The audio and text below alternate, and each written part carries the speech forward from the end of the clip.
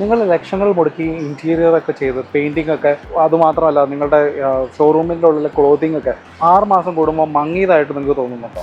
എങ്കിൽ വില്ലൻ നിങ്ങളും മേടിച്ചിരിക്കുന്ന വസ്ത്രത്തിൻ്റെയോ അല്ലെങ്കിൽ ആ പെയിൻറ്റിൻ്റെയോ അല്ല, അത് നിങ്ങളുടെ വില കുറഞ്ഞ LED ലൈറ്റ്സുകളാണ്. തുടക്കത്തിൽ നല്ല വെളിച്ചം നൽകുന്ന LED ലൈറ്റ്സുകൾ കുറച്ച് നാൾ കഴിയുമ്പോഴത്തേക്ക് അതിൻ്റെ തനി നിറം മാറുന്നതായിട്ട് നമുക്ക് കാണപ്പെടുന്നുണ്ട്. ഒരു ഡേർട്ടി യെല്ലോ അല്ലെങ്കിൽ ഒരു ഗ്രീനിഷ് ടോണിലേക്ക് മാറുന്നതായിട്ട് നിങ്ങൾ ചിലപ്പോൾ ശ്രദ്ധിച്ചിട്ടുണ്ടാവും. ഇത് നിങ്ങളുടെ ബ്രാൻഡിൻ്റെ വാല്യൂവിനെയും അതുപോലെ തന്നെ കസ്റ്റമറിൻ്റെ ഒരു എക്സ്പീരിയൻസിനെയും മോശമായി ബാധിക്കുന്ന ഒരു കാര്യമാണ്. ഇതിൻ്റെ പിന്നിൽ ഉള്ള സയൻസ് ഫോസ്ഫർ ഡിഗ്രഡേഷൻ ആണ്.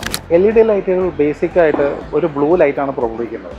അതിൻ്റെ മുകളിലുള്ള ഫോസ്ഫർ ലെയറാണ് നമ്മളുടെ ഈ ബ്ലൂ ലൈറ്റിനെ വൈറ്റ് കളറാക്കി മാറ്റുന്നത്. ഗുണനിലവാരമില്ലാത്ത ഫോസ്ഫറൊക്കെ ഉപയോഗിക്കുന്നതുകൊണ്ട് അതോടൊപ്പം തന്നെ അവരുടെ തെർമൽ മാനേജ്മെൻ്റ് ഒക്കെ മോശമായിരിക്കുന്ന ഒരു രീതിയാണെങ്കിൽ ഈ ലെയർ പെട്ടെന്ന് തന്നെ നശിച്ചു പോകാനുള്ള ചാൻസുകളാണ് ഉള്ളത്.